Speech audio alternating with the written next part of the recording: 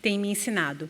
E agora à noite eu vou falar sobre nosso testemunho através da exortação, que é um assunto que às vezes assim deixa a gente meio desconfortável, né? Você já senta meio na ponta da cadeira e fala, isso daí não vai estar muito bom, né? Depois dessa palestra talvez eu tenha que conversar com algumas pessoas e é esse meu intento mesmo, tá? E aí, exortação, ela vem do quê? De alguma coisa boa que a gente fez e a gente recebe a exortação? Não, né? É o contrário. Quando a gente faz alguma coisa errada, quando nós pecamos, quando nós desviamos o nosso caminho, nós somos sujeitas à exortação. Primeiro, eu queria só definir o que é pecado, porque se alguma coisa tem que ser corrigida, se alguma coisa não deu certo, a gente tem que saber o que é essa coisa. A gente tem que identificar o que está errado, para poder corrigir primeiro, né? Então, eu queria, eu vou falar vários textos em livros diferentes da Bíblia, tá? E alguns eu vou ler aqui, outros eu vou esperar, vocês podem abrir aí. Então, o primeiro que eu vou ler está lá em Romanos 1, a partir do verso 21. Na verdade, eu vou ler o verso 21 agora, mas deixa aberto lá em Romanos 1, tá? Romanos 1, 21. Vou orar. Esqueci de orar. Falar com Deus. Senhor, pedimos a Tua direção, pedimos que o Senhor nos abençoe mais essa palestra nesse tempo, dando atenção, dando foco às minhas irmãs e que o Senhor me use como instrumento Teu, ó Deus, que as coisas que eu fale aqui sejam vindas do Senhor, sejam fruto do estudo em cima da Tua palavra e não ideias minhas. Que o Senhor nos abençoe nessa noite, nesse tempo de estudo, em nome do nosso Salvador oramos. Amém. Romanos 1, 21 fala assim, porque tendo conhecimento de Deus, não glorificaram como Deus. Está falando dos homens, está falando da gente. Nem lhe deram graças, pelo contrário, se tornaram nulos em seus próprios raciocínios e o coração insensato deles se obscureceu. E aí, lá no verso 24, fala assim, por isso Deus os entregou à impureza, pelos desejos do coração deles, para desonrarem o seu corpo entre si. Eles trocaram a verdade de Deus pela mentira, adorando e servindo a criatura em lugar do Criador, o qual é bendito para sempre. Amém. E aí no verso 28 fala, e por haverem desprezado o conhecimento de Deus, o próprio Deus os entregou a um modo de pensar reprovável, para praticarem coisas que não convêm. Estão cheios de todo tipo de injustiça, perversidade, avareza e maldade. Estão cheios de inveja, homicídio, discórdia, engano e malícia. São difamadores, caluniadores, inimigos de Deus, insolentes, arrogantes, orgulhosos, inventores de males, desobedientes aos pais, insensatos, desleais, sem afeição natural e sem misericórdia. Ufa, que lista, né? E aí continua. Embora conheçam a sentença de Deus, de que os que praticam tais coisas são passíveis de morte, eles não somente as fazem, mas também aprovam os que as praticam. Então a gente vê uma lista bem extensa aí de alguns pecados. E de como os homens, nós, tá? Quando a gente fala os homens, não são as pessoas lá de fora, não. Somos nós. Desprezaram o Senhor. Desprezaram o conhecimento de Deus. Desprezaram o que Deus apresentou e falou, eu não preciso disso. Eu vou olhar para mim mesma, eu vou olhar para as minhas obras, eu vou olhar para as coisas da criação e eu vou procurar outros deuses por aqui. Então, o pecado é qualquer coisa, qualquer pensamento, sentimento, ação ou fala que vem de um coração que não entesoura a Deus acima de outras coisas, tá? Essa é uma das definições que o John Piper dá. E aí, assim, se é tudo que a gente fala, pensa, sente, faz, de um coração que não entesoura a Deus, então nós podemos ser consideradas pecadoras? Sim ou não? Sim. Todos pecaram e carecem da graça de Deus. Romanos 3, 23. Mas, nós somos salvas em Jesus? Sim. Gente, somos salvas em Jesus? Sim. Estava na dúvida aqui já, né? Ele nos livrou dos nossos pecados, porque pela graça vocês são salvos mediante a fé, isso não vem de vocês, é dom de Deus, Efésios 2, 8. Então, se nós somos salvas em Jesus, como é que a gente ainda é pecador? É duro isso, e às vezes as crianças fazem esse tipo de pergunta, né? Ô mãe, ô tia, na escola dominical, né? Você fala, ai Senhor, me ajuda que eu vou responder isso agora, né? A gente ainda está nesse mundo caído. Embora nós não estejamos mais sob o domínio do pecado, o pecado não nos acorrenta mais, não estamos mais sob o domínio do pecado, nós ainda sofremos as consequências do pecado até que o nosso Senhor volte. Até que Ele nos livre de uma vez por todas, tá? E não somente a gente, a natureza também padece e perece por conta do pecado, até que o Senhor volte. Agora, como é que o pecado afeta a vida de uma igreja? O pecado afeta a vida da igreja? O pecado de uma pessoa afeta a vida da igreja? Afeta, né? Como que ele afeta? Pensa aí. Será que ele afeta através da fofoca? Com certeza. Através de uma exortação mal feita? Também. O pecado de uma pessoa, olha só, não precisa ser de várias não, de uma pessoa, afeta a igreja porque gera contenda, né? Começa a disseminar um negócio e gera e vai. Sim. Por falta de exortação, um pecado afeta a igreja? Afeta, por falta de exortação, por falta de entendimento do que é pecado e por falta de humildade para se arrepender. São algumas das maneiras com as quais o pecado afeta a vida de uma igreja inteira, tá? Você percebe isso acontecendo na sua igreja? O pecado afetando a vida da comunidade? A gente percebe, né? A gente vê isso. E isso às vezes aparece de uma maneira não assim escancarada, mas ele vem devagar. Né? Você percebe pessoas mais interessadas na vida espiritual uma das outras ou mais interessadas em saber o que aconteceu com ela para ela estar desse jeito? Olha como o pecado nos afeta. Até quando a gente pensa que a gente quer tratar alguém, às vezes a gente está mais curiosa do que realmente a gente se importa com o coração daquela pessoa. Né? E aí, como é que você, porque é fácil a gente falar, afeta a igreja, as pessoas, e a gente, nós somos a igreja, nós somos essas pessoas. Como é que você tem lidado com o pecado das pessoas ao seu redor? Como é que você tem lidado com os seus próprios pecados? Né? Você tem tido disposição de ajudar os irmãos que estão na igreja, estão sofrendo por conta dos seus pecados e talvez não estejam nem percebendo que estão em pecados? A gente não pode deixar de falar a verdade, mas a verdade falada em amor. Nós falamos sobre pecado, nós precisamos conversar sobre isso, exortar pessoas a fim de ganhar o próximo, a fim de levá-lo ao arrependimento mais próximo do Senhor. Né? Efésios 4:29 fala assim, não saia da vossa boca nenhuma palavra torpe ou nenhuma palavra suja, né? Mas unicamente a que for boa para edificação, conforme a necessidade, e assim transmita graça aos que ouvem. Efésios 4:29. Será que a gente fala desse jeito? A gente conversa? Palavras boas para edificação, que transmitem graça e necessárias. Mulher fala só o que é necessário? Não. A gente fala muito mais, além do que precisa. Quando a gente vê, já foi, falei. Né?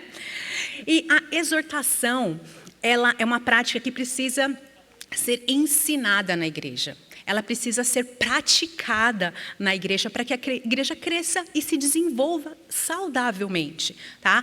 E a palavra de Deus nos ajuda com isso. Nos ajuda a nos capacitarmos mutuamente para lidarmos com os pecados uns dos outros, para ajudarmos os outros a saírem do lamaçal de pecados. Mas para isso a gente precisa estar disposto a viver uma vida em comunidade. A gente não pode querer viver separado, ou cada um na sua. Nós precisamos estar dispostas a nos auxiliarmos nas nossas dificuldades, tá? Nas nossas falhas, nas nossas feridas. E tem uma frase que às vezes a gente escuta que é assim, que fala assim, o tempo cura todas as feridas. Ele cura? Não cura. Né? É uma frase bem enganosa que o mundo aí fora fala e muitas vezes a gente tem como verdade. Deixa passar, minha irmã, o tempo cura. Não cura, sabe? As feridas, elas não são cicatrizadas com o tempo. Na verdade, se uma ferida não for tratada, não for limpa, não for coberta devidamente, talvez ela nem cicatrize. O que pode acontecer? Vai infeccionar e vai passar para todo o resto do corpo. Pensa nisso, isso na igreja. Então, a gente tem que fazer essa alusão sempre do nosso corpo com o corpo de Cristo. Se tenho uma infecção aqui e ela cai na corrente sanguínea, eu posso morrer. né? Se uma igreja está ferida, se tem pessoas que vivem em pecado, e isso tem trazido cada vez mais pecados para dentro da igreja, essa igreja não vai prosperar.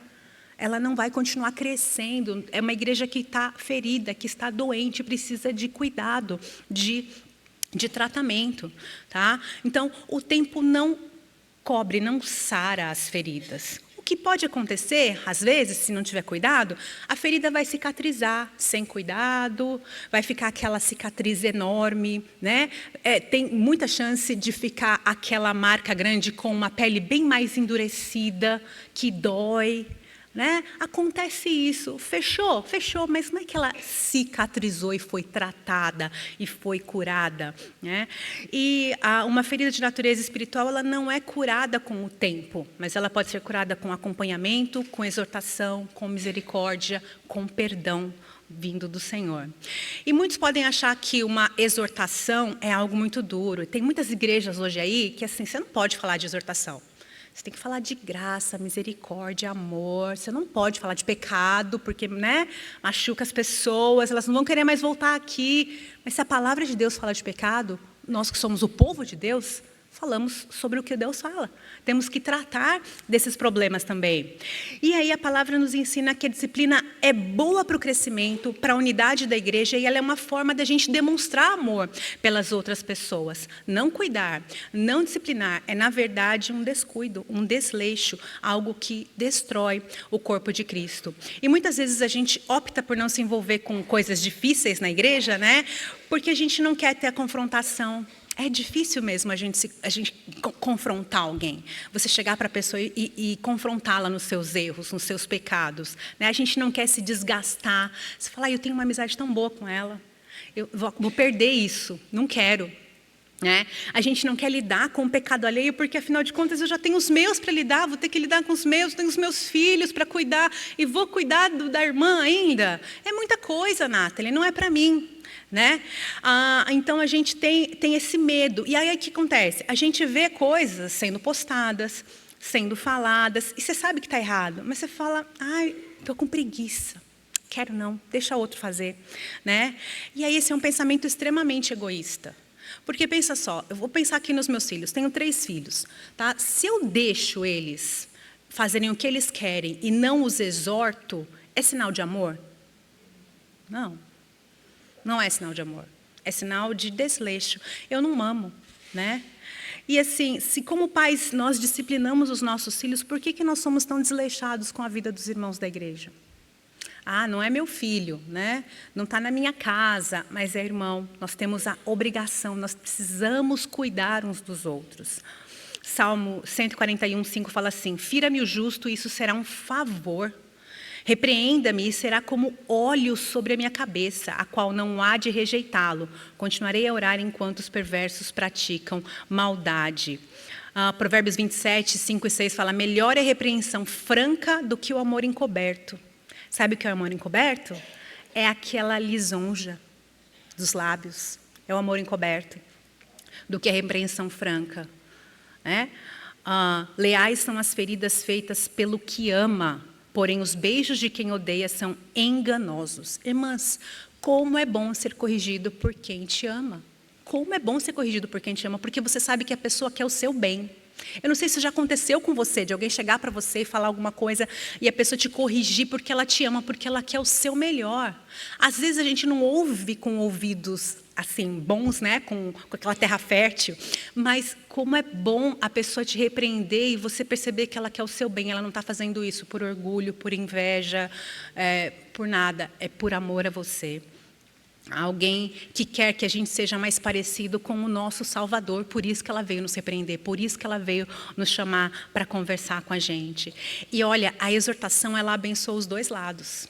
Às vezes a gente se sente, né? Então assim, falar, eu vou lá conversar com a irmã, porque ela está precisando, sabe? Mas quem é abençoada sou eu. Nós somos muito abençoadas quando nós vamos confrontar o erro, quando nós vamos confrontar o pecado de outra pessoa. Por quê? Porque precisa de muita humildade para fazer confrontação. Muita humildade. A gente não pode levar o assunto com soberba. A gente não pode chegar falando assim, olha, eu vim aqui falar para você isso porque eu já sei, eu já passei por isso daí, eu já sei tudo, então eu vim aqui te ensinar. Não é assim que a gente chega para confrontar. A gente chega com humildade. A gente chega falando, olha, minha irmã, eu estou preocupada com você. Ou então, muitas vezes, a gente chega pedindo perdão, porque muitas vezes a confrontação envolveu o pecado dos dois lados. Então, você chega para confrontar a outra pessoa do pecado dela, mas você também pecou. Então, você chega fazendo o quê primeiro? Pedindo perdão. Eu quero pedir perdão porque eu falei tal coisa, eu fiz assim e eu estou errada. E não é aquele perdão assim, ó, igual às vezes a gente faz. Não sei na casa de vocês, né? Mas os filhos lá em casa é assim, mãe, eu vou pedir perdão, mas já não precisa nem pedir perdão. Porque esse mais já estragou tudo, está tudo errado. Se tem um mais na história, você não se arrependeu. Então, quando eles vêm com um mais, eu falo, vai conversar com o Senhor e você precisa se arrepender de fato. Porque se você está arrependida, não tem mais. Eu errei, eu falei, não é eu pequei porque você fez eu pecar. A gente não é assim, o pecado é meu, eu coloco ele em quem eu quiser, né? Não é isso. Eu pequei, a gente tem que assumir isso. Então, a gente precisa de muita humildade para exortar o outro e também para receber a exortação, né? Eu vou falar um pouquinho mais sobre isso lá para frente. A gente tem que tem que tomar cuidado quando alguém vem conversar com a gente para que a gente não esteja pronto para falar, pronto para nos defender, né? A gente às vezes é pronto para se defender e lento para se arrepender. Diferente do que Tiago fala lá no capítulo 1:19, ele fala assim, cada um esteja pronto para ouvir, tardio para falar e tardio para ficar irado, né? Agora, a confrontação ela precisa ser feita de uma maneira correta. Claro, tem maneiras que a gente pode confrontar as pessoas, né? Porque quando ela é feita levianamente, quando ela é feita com um coração orgulhoso, ela só piora a situação, né? A gente fala assim, jogar farofa no ventilador, né? Vai espalhar para todo lado? Não vai dar certo quando a gente faz de uma maneira orgulhosa, soberba, vai aumentar a ferida, não vai cicatrizar, não vai trazer cura para aquilo. E dá muito mais chance para o inimigo dividir a igreja. E a gente vê isso acontecer muitas vezes. Confrontações erradas, quando grupinhos ficam se debatendo, e aí você vê um racha na igreja. O inimigo aplaude de pé, porque a gente fez isso. A gente colabora para a divisão entre os irmãos.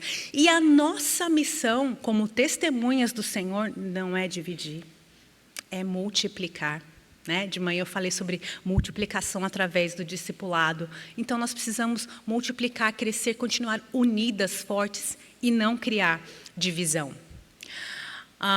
Gálatas 3:24 fala que a lei foi o nosso tutor, o nosso aio, o nosso ajudador até Cristo, para que fôssemos justificados pela fé. E de uma forma parecida, nós somos tutoras umas das outras, porque nós podemos ajudar umas às outras, levar uma outra a Cristo, carregar uma outra, dar o braço e falar, amiga, irmã, vamos juntas, eu vou te levar até o Senhor. E a gente faz isso durante uma confrontação, durante uma exortação. Tutor é aquele que leva pela mão, né, que promove o ensino de uma maneira segura.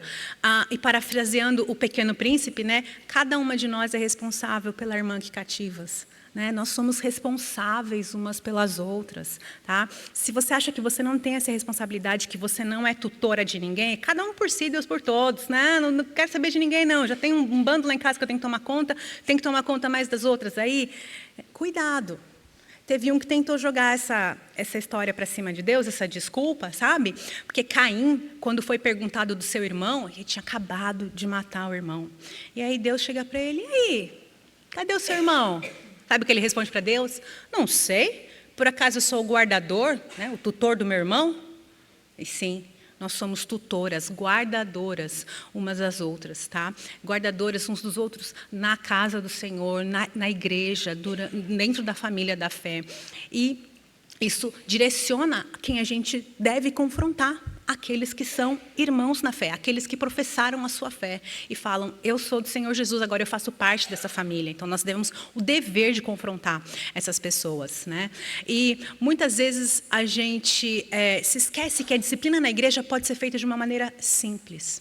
A gente pensa em disciplina, em exortação como um monstro, mas o Senhor Jesus nos ensina de uma maneira simples. Ele nos dá um passo a passo. Abre lá em Mateus 18. A partir do verso 15, Mateus 18, 15.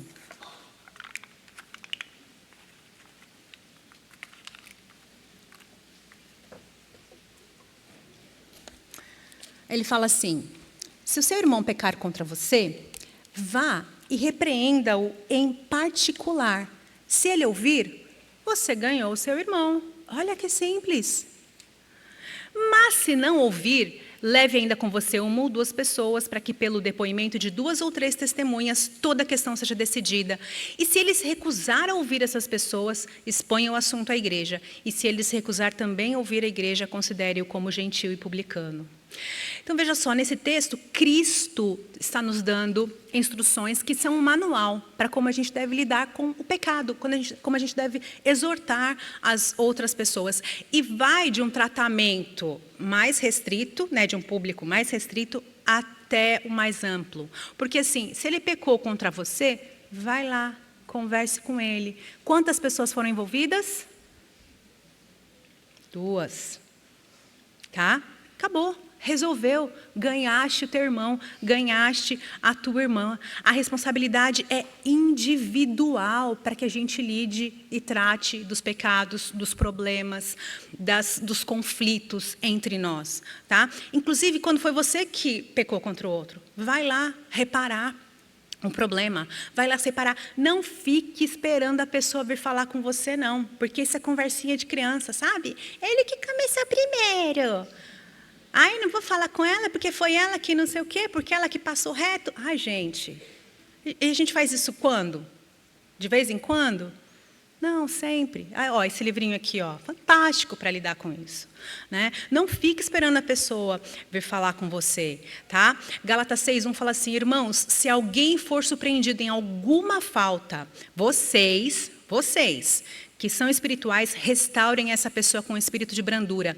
E que cada um tenha cuidado para que também não seja tentado. E aí, nesse texto, Paulo fala assim, que se for pego em alguma falta, não quer dizer que foi uma falta contra você, necessariamente. Tá? Em alguma falta, dá responsabilidade a todo crente de resgatar outro, de auxiliar outra no caminho da fé. E talvez você tenha se sentido tentado em algum momento da sua vida de passar o bastão para frente. Porque você viu alguma coisa errada, mas você não tem muito contato com aquela pessoa. Você fala, ai, a gente não é muito amiga, sabe? A gente fala assim, oi, bom dia, de longe, só e tal. Ai, Nathalie, vai lá, você que conhece melhor ela, ou então o que eu já ouvi muitas vezes. Vai lá, Nathalie, você que é a esposa do pastor.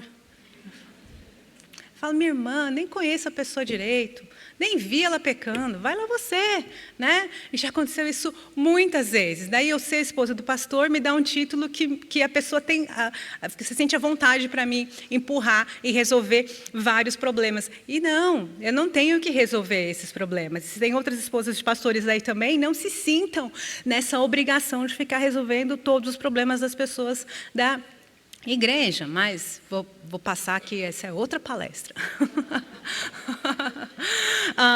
Então, cuidado para você não se sentir assim, sabe, tentada a passar o bastão para outra e falar, vai lá, você que conhece melhor, vai lá, você que fala bem.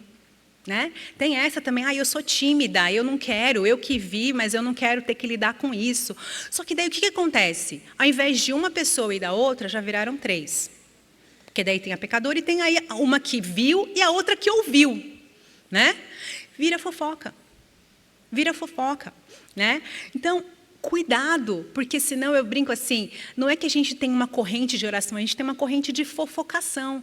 Ai, irmã, você ora por mim? Porque eu vou lá falar com a fulana e eu estou sentindo... Gente, não, você quer orar? Ore você. Você não precisa pedir para outra orar, que ela nem está sabendo do problema. Aí você tem que contar para ela o problema da outra pessoa, para ela orar por você. Precisa disso? É uma corrente de fofocação que a gente cria com essa desculpinha. E aí parece bem piedoso, né? Ai, eu vou lá tratar do pecado da irmã, você ora por mim? Não é piedoso, irmã. É orgulhoso, é soberbo. Você está querendo se mostrar. E você está querendo dividir o seu fardo. De repente, você convence aquela irmã de ir com você também. Né? Quem nunca tentou fazer isso? E a gente precisa parar, cessar. Não precisa continuar, levar isso para frente, tá? E quando você for a pessoa exortada, quando chegarem para conversar com você, cuidado, desarme. A gente tem a tendência de ficar armada, de ficar até assim, tensa, retesada quando alguém vem falar com a gente, né? Cuidado para não levantar desculpas imediatamente após a exortação. Pondere sobre o que estão te falando. De repente aquilo é verdade. Pode ser que a pessoa tenha vindo te falar uma coisa, nada a ver. Mas antes de retrucar, pondere. Pense sobre aquilo que você ouviu, tá? Coloque o outro como superior. Será que o que ela está falando realmente é uma grande besteira sobre a minha vida? Ou será que tem alguma verdade? Né? Pondere um pouco sobre isso antes de querer revidar. E na exortação, o nosso objetivo é ganhar o irmão. Vai lá, converse com ela, se ela se arrepender, ganhaste tua irmã. Acabou, ponto final, vira a página. Encerrou a conversa. Né? Então, assim, qual que é o propósito que a gente tem, às vezes, de envolver outras pessoas? Quando a gente passa o bastão, quando a gente quer chamar outra pessoa. Qual que é o propósito de envolver poucas pessoas, na verdade? É ganhar o irmão, né? É não difamar o outro, não gerar contendas, divisões na igreja, não gerar autopromoção, autojustiça, né? Então, quando você resolve e ninguém mais fica sabendo, ninguém mais fica te bajulando porque você fez aquilo. A gente não precisa disso. Você não está obedecendo uma ordem do Senhor em exortar alguém para ser reconhecida como tal, né? A gente não pode fazer nada por interesse pessoal ou vaidade. Filipenses 2:3 fala para não levantar um espírito orgulhoso, esse espírito superior que muitas vezes a gente tem, a gente nutre e a gente ganha o irmão ou a irmã para que ela seja mais parecida com Cristo. A gente conversa com ela para que ela tenha o seu rumo mudado. O que é uma conversão? Você está indo por uma estrada, você converte, você muda o seu rumo, você vira para outra direção. Então, a gente precisa fazer isso, ajudar as pessoas para que elas saiam do rumo errado e entrem para o rumo certo. Que tipo de pecado que a gente deve confrontar? Pecados de ação. A gente não pode confrontar o que a gente não vê. Tá? O que você só imaginou que a pessoa fez, o que você acha que ela fez, fica difícil confrontar. Então, confronte pecados de ação. Tá? Pode ser alguma palavra errada também, porque as palavras e ações revelam o que está dentro do coração. Né? E então, tenha certeza do que aconteceu ali antes de você ir conversar com a pessoa, porque daí você pode exortar baseada em coisas palpáveis. Uma vez eu precisei exortar uma moça que usava roupas bem inapropriadas para a igreja, só que ela não percebia isso, ela genuinamente não percebia. Tá? E às vezes ela ia tocar e ela estava com uma blusa, que a blusa subia, a calça descia, né? Roupa que parecia mais uma lingerie do que de fato uma roupa, transparência e tal. E eu precisei conversar com ela e eu dei exemplos bem claros. Eu falei, sabe uma blusa que você tem? Dessa cor, com a alça assim, nanana. Minha irmã é inapropriada. E fui conversando com ela, né, e Deus me iluminou naquele momento, e foi uma conversa muito boa, mas eu fiquei pensando a primeira vez assim, como que eu vou chegar nela e falar das coisas? Então, antes de falar, eu fui observando alguns dias para poder chegar com coisas concretas, sabe? Então, eu não cheguei falando assim, eu acho que não está bom, olha minha querida, de acordo com a palavra do Senhor, essa roupa, aquela calça e tal. Então, coisas concretas, exemplos concretos para você poder citar durante a conversa, tá? E aí essas exortações, elas precisam ser pontuais para ajudar no convencimento da pessoa e levá-la ao arrependimento. Pecados que são claramente expressos na Bíblia, a gente não pode deixar passar, são pecados que precisam ser confrontados, tá? E aí, pecados que são expressos na Bíblia são diferentes de eu não gosto. Porque são coisas diferentes. Pode ser que eu não goste de várias coisas que não são necessariamente pecaminosas, sabe? Eu consigo me lembrar, assim, na minha casa, as crianças ganhavam, quando eles eram pequenos, brinquedos que se apertava e tocava 15 músicas sem parar. Já tiveram isso na sua casa? A minha filha tinha uma bonequinha que se apertava, ela começava cantando Meu Limão, Meu Limoeiro, e ela cantava umas 10 canções assim, e eu não aguentava mais aquela boneca. E aí um dia ela descobriu que era dentro de uma caixinha no peito, assim. Ela tirou a caixinha e ela andava, não era com a boneca, era com aquela caixinha pela casa, apertando o botão. Né? E aquilo me irritava profundamente. Mas ela estava fazendo uma coisa pecaminosa? Ela estava brincando. O pecado estava em mim, eu que estava irritadiça. E aí, até um dia que sumiu a caixinha, né?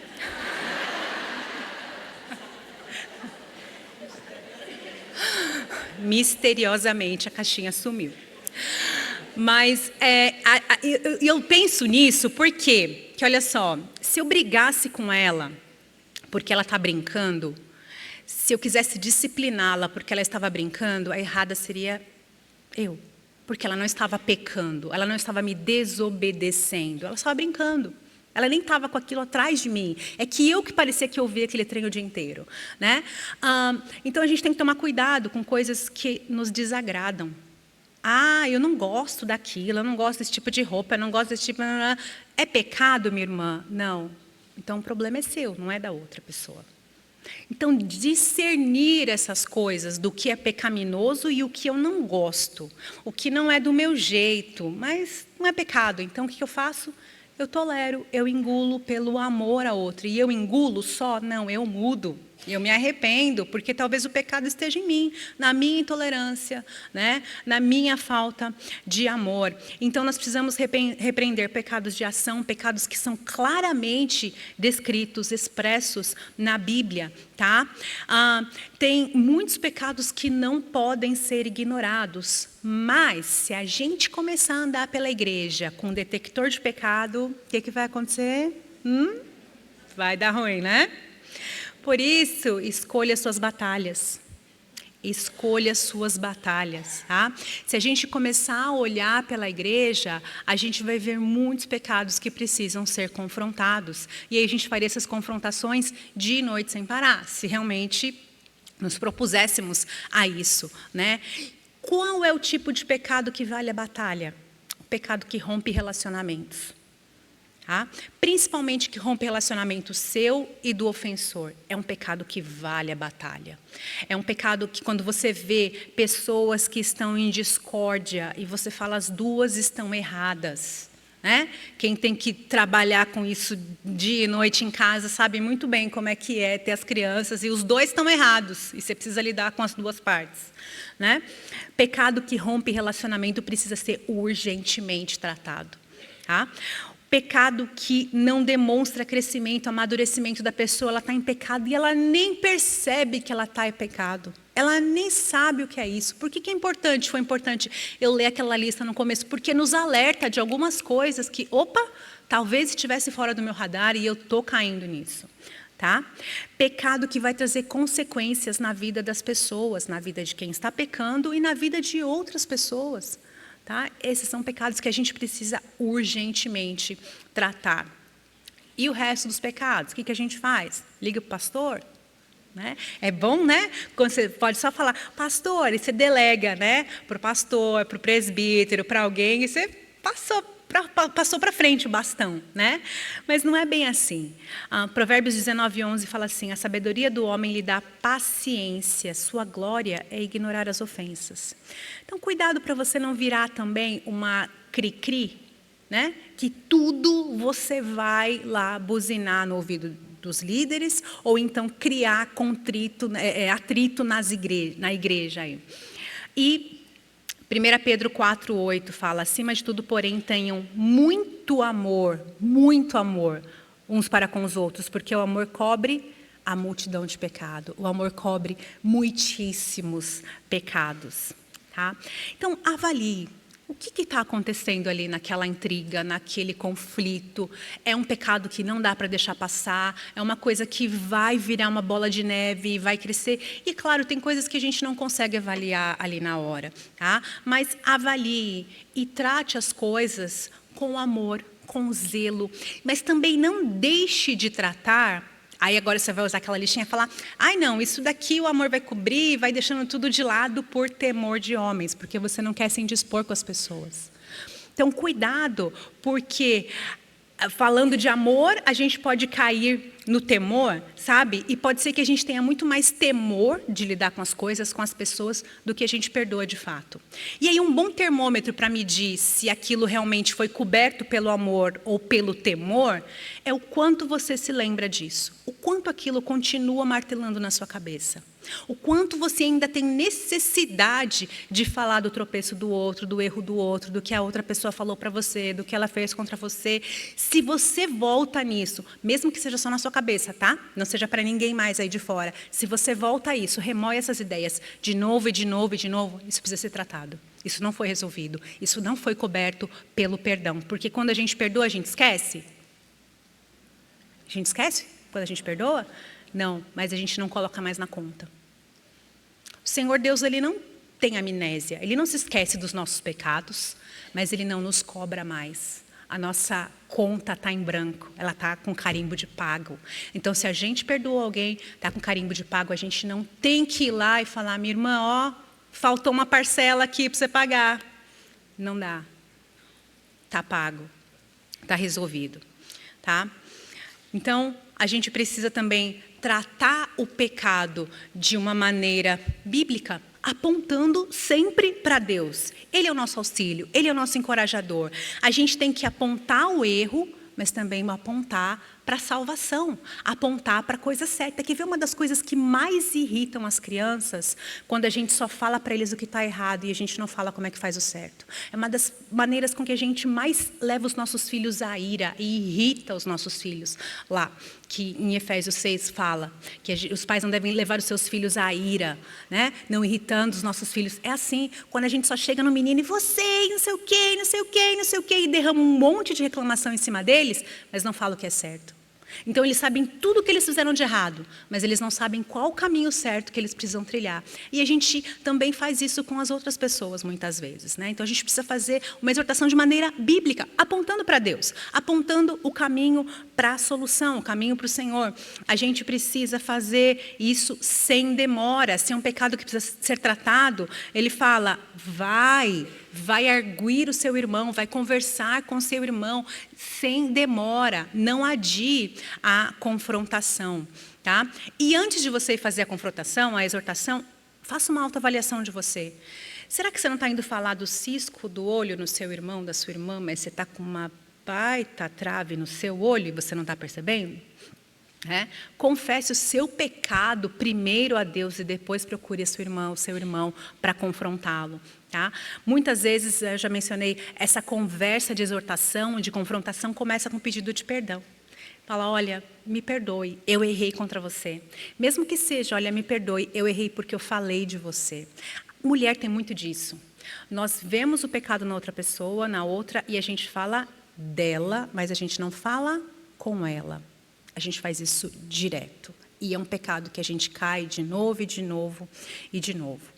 Confronte com um propósito. Vá conversar com a pessoa com a intenção de tratar a ferida, do problema específico.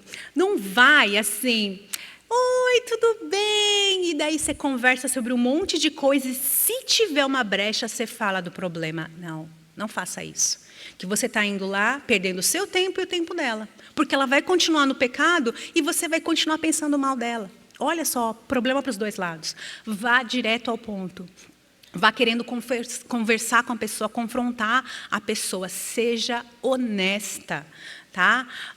Escolha as palavras certas. Muitas vezes, quando eu aconselho pessoas que estão com disputas, assim, eu falo, olha, escreva o que você vai falar. Porque quando a gente fala, a gente às vezes fala sem pensar. Você vai falando, depois você pensa. Quando a gente escreve, a gente pensa no que a gente está escrevendo. Né? A gente escolhe as melhores palavras, você vai ali remoendo aquilo e pensando. Então escreva. Se você tem uma conversa difícil para ter com qualquer pessoa, escreva. Mesmo que você não precise levar a cola lá, sabe, ficar olhando assim para falar, não é isso. É para você pensar no que você vai falar, em como que você vai conduzir então aquela conversa, tá? E faça em particular, você e ela. Você e ele, tá? Principalmente se não for um pecado público. O problema tem que ser discutido com o menor número de pessoas possível. Quando a gente faz isso, a gente salva, a gente preserva a reputação do outro. Nós livramos a gente mesmo de um mal entendido, tá? Porque a gente poupa o outro de fofoca e a gente se poupa de repente, ter entendido o negócio errado. Porque, olha só, se eu vou confrontar a irmã e eu vi ela fazendo uma coisa, e eu acho que ela está fazendo uma coisa errada, e eu vou conversar com ela e ela me explica o que ela está fazendo e não tem nada de errado, acabou. Agora, se eu conto para outra pessoa o que eu acho que eu vi ela fazendo, mas ela não... Olha só que rolo que dá. Vocês já viram isso acontecer? Direto acontece isso. Né? Então, cuidado, também se poupe. Né? Se você não sair espalhando por aí, é uma maneira de você se poupar. Então, é uma coisa egoísta? Não, é sabedoria, tenha paciência. Tá? E ore para que o Senhor te use, não peça para ninguém orar por você. Repito isso, porque é muito comum da gente cair nesse erro. Irmã, ora por mim. Né? E aí as pessoas não precisam saber do que está acontecendo por aí, não saia por aí espalhando o problema.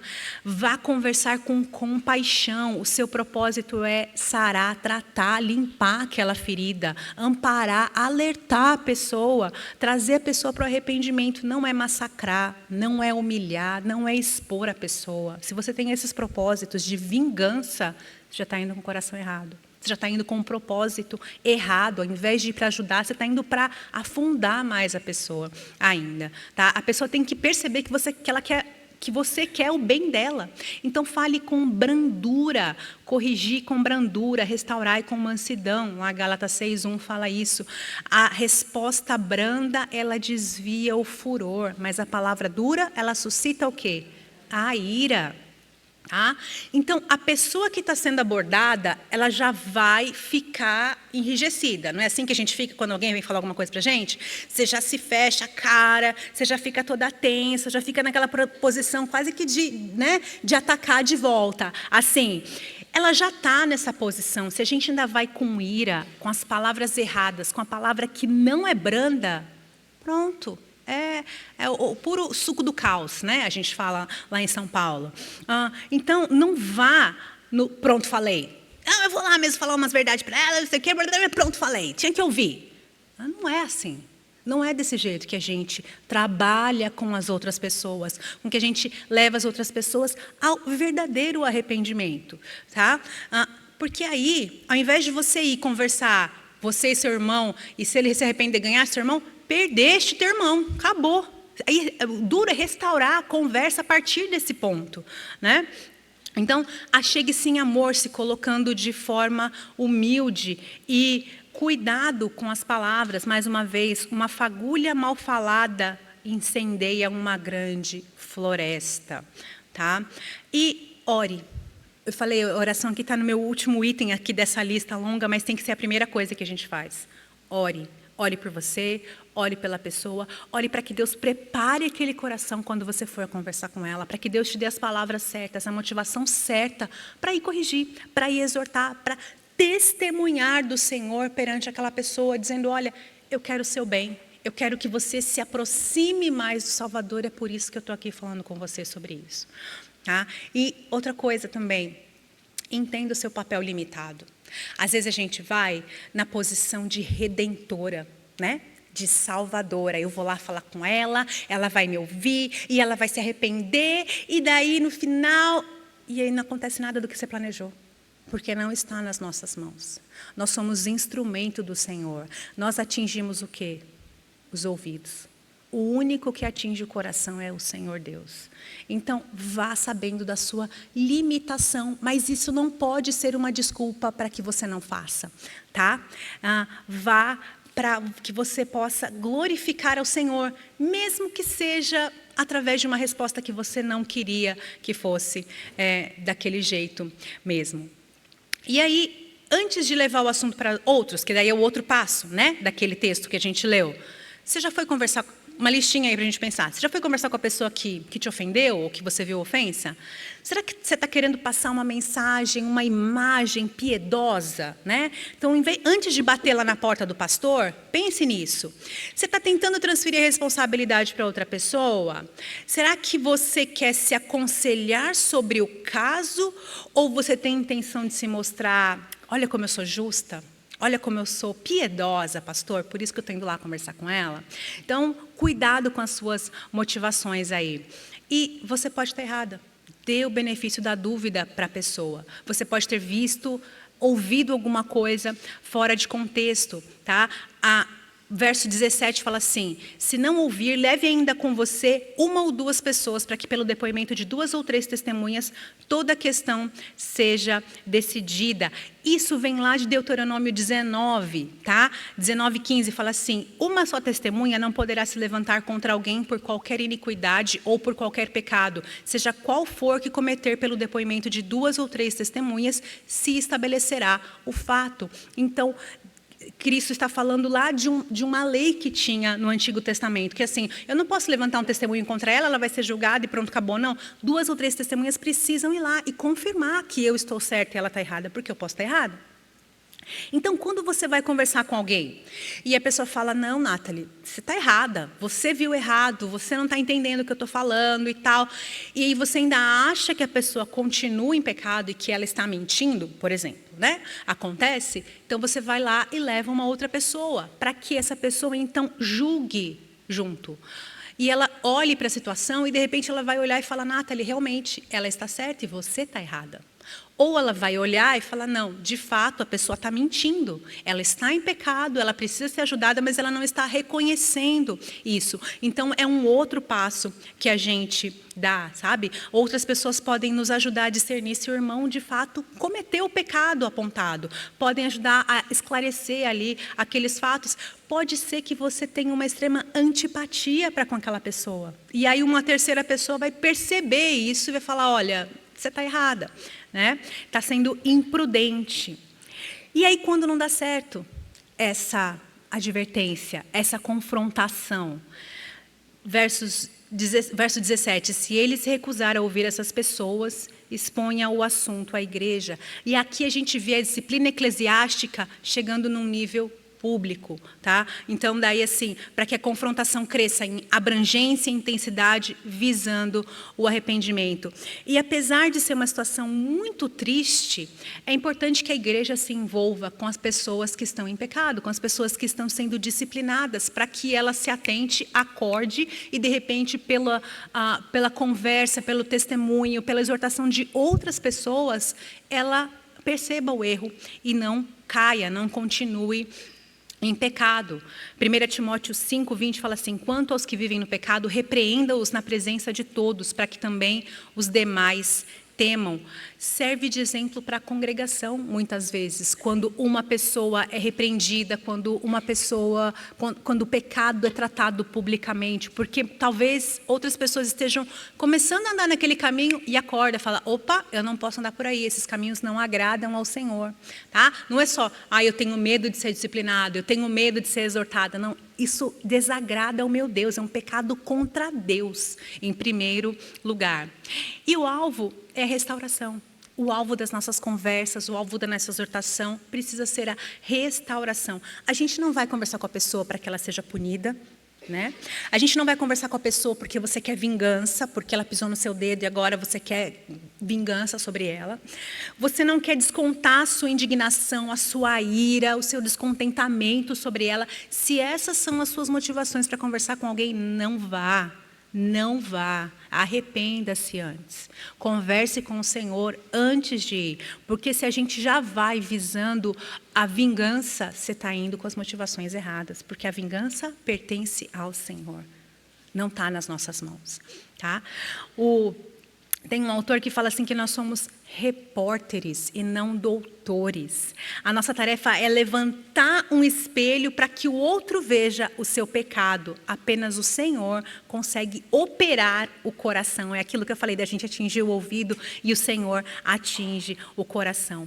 E o processo de ganhar o irmão, olha só, envolve guardá-la de maledicências, mas não de poupá-lo de reconhecer os seus erros, de reconhecer os seus pecados. Quando a gente se poupa de cuidar do outro, você está entregando o outro por inimigo.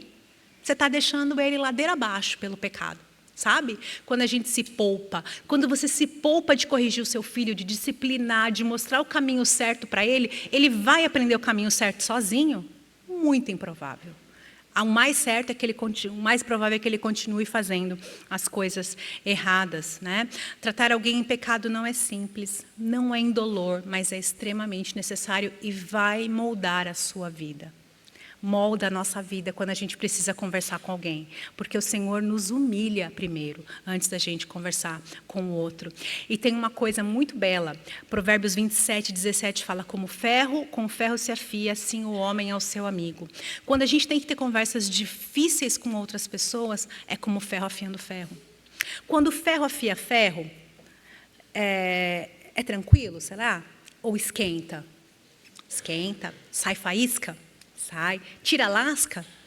Tira. Mas no final, o que a gente vai ter? 2 lanças afiadas, prontas para o uso. É o ferro afiando ferro. É você afiando a sua amiga, você afiando um ao outro, você afiando ao seu esposo, ao seu irmão, aos seus filhos. Ferro afiando ferro. Tá? A gente não pode se alegrar com o pecado do outro. Disciplina também não é motivo de alegria, mas a nossa intenção é que a igreja seja purificada. É que o ferro afiando ferro forme aqui várias lanças que estão prontas para o uso. Várias lanças que apontam para o Senhor. E não se poupe quando você perceber que uma irmã, que um irmão está em pecado. Não se poupe, não fale, isso é para outra pessoa. Sabe por quê? Teve um que não se poupou por você. Ele não se poupou em trazer encorajamento e verdades para a nossa vida, para aqueles que precisam de acalento, para aqueles que precisam mudar o rumo. Cristo não se poupou por nós. Ele não se poupou ao gastar a sua própria vida em favor daqueles que não tinham condições nenhuma de pagar pelos seus erros, condições nenhuma de perceber os seus pecados. Cristo se desgastou, se esticou, ele foi machucado, ele foi traído, ele foi amaldiçoado em nosso lugar. Mas porque ele vive, nós conseguimos cuidar umas das outras. Porque ele vive, é que a gente consegue se fortalecer mutuamente, cuidar uma da outra, zelar pelo coração uma da outra e mostrar o nosso amor a Deus através do amor ao próximo, através do amor e do cuidado para com as nossas irmãs. Então, que isso seja um deleite para a gente, não deleite de querer humilhar a outra quando ela está em pecado, mas um deleite quando a gente vê pessoas sendo restauradas e apontando para o Senhor. Que isso seja algo que a gente cuide e preste atenção na igreja para que ela continue a ser fortalecida e cresça saudável. Amém? Vamos orar. Pai, a Tua palavra nos exorta, nos encoraja, nos edifica de muitas maneiras, ó Deus. E nessa noite nós fomos desafiadas a fazer algo que talvez não venha tão fácil, não seja tão aceitado em nosso meio, e a gente não faça com um sorriso no rosto, mas o Senhor nos capacita, o Senhor nos fortalece para que a gente te obedeça. E é o que eu peço nessa noite pelas minhas irmãs e também por mim, ó Pai. Que o Senhor nos fortaleça, que o Senhor nos ajude a obedecer a Ti, a cuidar umas das outras, a confrontar os pecados em amor, quando necessário, usando as palavras certas para que o outro seja ganho, para que a outra pessoa se arrependa e se volte para Ti. Ajuda-nos, Deus, a reconhecermos os nossos pecados, ó Pai, porque muitas vezes nós somos orgulhosas, nós somos soberbas e não reconhecemos os nossos próprios pecados e queremos falar do cisco do olho da outra pessoa. Então, que o Senhor nos ajude a tirar a trave do nosso olho antes de falar do cisco da outra pessoa. Que o Senhor nos ajude a nos arrependermos, a sermos humildes antes de irmos tratar o pecado e os problemas com outras pessoas. Ajude essas irmãs nas suas igrejas, nas suas casas, para que elas sejam fonte de bênção onde elas estiverem, ó Pai. É em nome de Cristo que nós oramos e pedimos que o Senhor nos leve em paz, cada uma para o seu lar. Em nome de Jesus. Amém.